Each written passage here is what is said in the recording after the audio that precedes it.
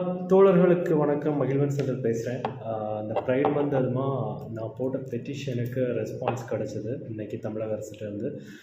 பாலிசியில் 2 விஷயங்கள் மாற்றணும்னு கேட்டிருந்தேன். ஒன்று, மைனாரிட்டிங்கிற அந்த நெகட்டிவ் வார்த்தையை பயன்படுத்தாதுங்க, எல்ஜிபிடி மக்களை மைனாரிட்டிங்கிற வார்த்தையை வச்சு அட்ரஸ் பண்ணாதுங்கன்னு நான் கேட்டிருந்தேன். 2வது, தமிழ் தலைப்பு திருநர் ப்ளஸ் பாலிசின்னு போட்டிருந்தாங்க.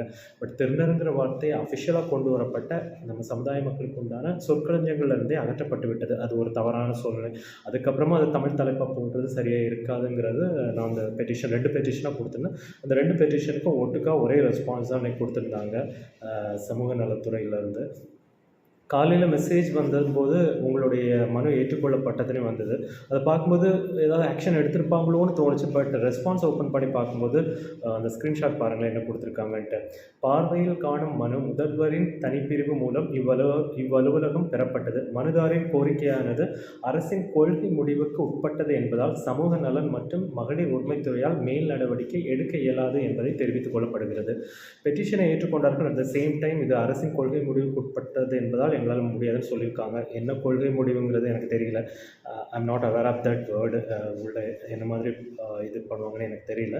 பட் எனிவே, இந்த ரெஸ்பான்ஸ் பார்க்கும்போது உண்மையாகவே காயப்படுத்தலை. ஏன்னா இந்த ஜேர்னியில் நிறைய விஷயங்கள் நம்ம திருத்திக்கணும், கரெக்ட் பண்ணிக்க வேண்டியதும் நிறைய இருக்குது. பிகாஸ் என்ன சொல்கிறது, முதல்ல ஒரு பெரிய விஷயம் நடக்க போகுது, பாலிசிங்கிற ஒரு விஷயம். கரெக்டாக இந்தியாவில் எந்த மாநிலத்திலும் இல்லாத ஒரு விஷயம் தமிழகத்தில் நடக்கும்போது, எப்போவுமே ஒரு பெரிய விஷயம் நடக்கும்போது பர்ஃபெக்டாக வராது. அது பர்ஃபெக்டாக மோல்டாகி வர கொஞ்சம் சிறிது காலம் எடுக்கும். ஆனால் முதல்ல அந்த விஷயம் வரணும் கரெக்டாக. அதனால் சின்ன சின்ன விஷயத்துக்கெல்லாம் சண்டை போடாமல் லெட் இட் காமிப்போம்.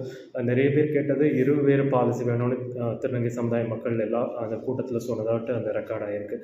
ஒரு பாலிசியோ 2 பாலிசியோ இல்லை மைனாரிட்டிங்கிற வார்த்தையை பயன்படுத்துகிறீங்களா, இல்லை அந்த அஃபிஷியல் சொற்களஞ்சியங்களில் இல்லாத தமிழ் சொற்கள்லாம் கொண்டு வரீங்களா, it's okay, let it be. இப்போ பாலிசி முதல்ல வந்துடட்டும்.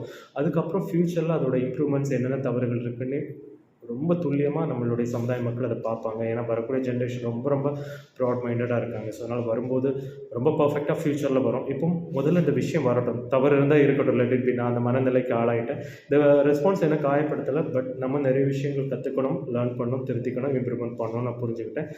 அண்ட் அந்த மைனாரிட்டிங்கிற அந்த வீடியோவில் ஜஸ்டிஸ் ஆனந்த் வெங்கடேஷன் அவர்களை மட்டும் கொஞ்சம் ஓவராக கமெண்ட் பண்ணிட்டேன்.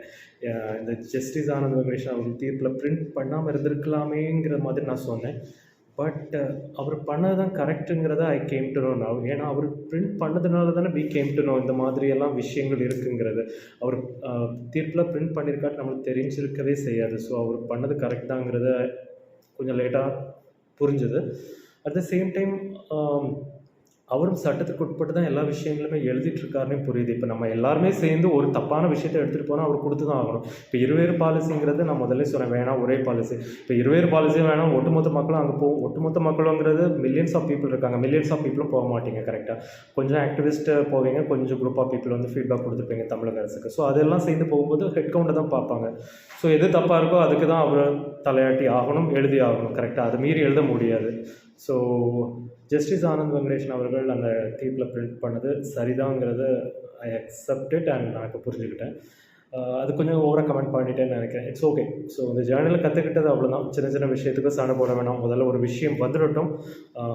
ஃபர்தராக இம்ப்ரூவ்மெண்ட்ஸ் இல்லை என்னென்ன விஷயங்கள் பண்ணணுங்கிற வருங்காலத்தில் சமுதாய மக்கள், நம்மளுடைய ஜூனியர்ஸ் இளைய சமுதாய மக்கள் வராங்கல்ல, ரொம்ப ப்ராட் மைண்டடாக வராங்க. So they will take care. ஓகேவா?